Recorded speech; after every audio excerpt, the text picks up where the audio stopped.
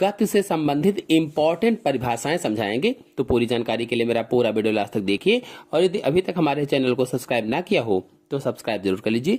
चलिए, पहली परिभाषा है दूरी। तो गतिमान वस्तु द्वारा किसी समय में तय किए गए पथ की लंबाई को उस वस्तु द्वारा चली गई दूरी कहते हैं। मतलब कोई गतिमान वस्तु है, वह जब एक स्थान से दूसरे स्थान तक जाती है तो रास्ते की जो लंबाई होती है उसी रास्ते की लंबाई को दूरी कहा जाता है। जैसे यहाँ गतिमान कार चल रही है, यहाँ से चली और यहाँ पर आ गई, तो यहाँ से यहाँ तक की रास्ते की जो लंबाई है उसे ही दूरी कहा जाता है। और दूरी बराबर चाल गुणे समय होता है। फिर दूसरी परिभाषा है विस्थापन। तो वस्तु की अंतिम और प्रारंभिक स्थितियों के बीच के अंतर को वस्तु का विस्थापन कहा जाता है। क्या कहा गया है? वस्तु की अंतिम और प्रारंभिक स्थितियों के बीच के अंतर को विस्थापन कहते हैं। तो देखिए, इस चित्र में देखिए, ये दूरी यहाँ से यहाँ तक थी, तो वस्तु की अंतिम और प्रारंभिक स्थिति ये हुई, अंतिम स्थिति ये हुई। तो कहा गया है इनके बीच के अंतर को वस्तु का विस्थापन कहा जाता है। तो सीधी रेखा खींच दीजिए, इसे ही विस्थापन कहते हैं। यदि आप दूरी और विस्थापन को और अच्छी तरीके से चित्र से समझना चाहते हैं तो चैनल में अपलोडेड है, आप लोग जाकर के देख लीजिए। दूरी और विस्थापन पर अलग वीडियो है। फिर अगला है चाल।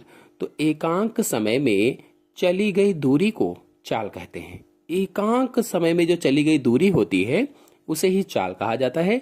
और चाल बराबर दूरी बटे समय होता है। एक सूत्र क्या है? चाल बराबर दूरी बटे समय। और एसआई पद्धति में चाल का मात्रक मीटर प्रति सेकंड होता है। इसी प्रकार से सेंटीमीटर प्रति सेकंड भी होता है, किलोमीटर प्रति घंटा भी चाल का मात्रक होता है। फिर अगली परिभाषा है वेग। तो किसी वस्तु के एकांक समय में विस्थापन को वस्तु का वेग कहते हैं।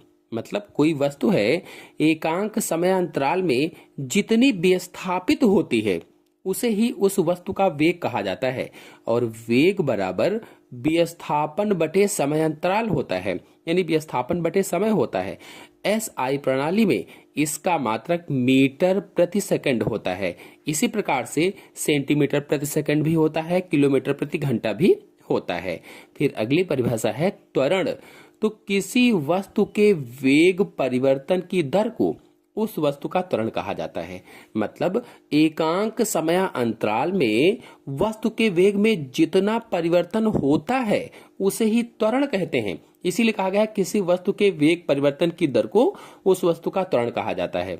और त्वरण बराबर वेग में परिवर्तन बटे समय अंतराल होता है। वेग में परिवर्तन बटे समय अंतराल। और त्वरण का मात्रक मीटर प्रति सेकंड स्क्वायर होता है।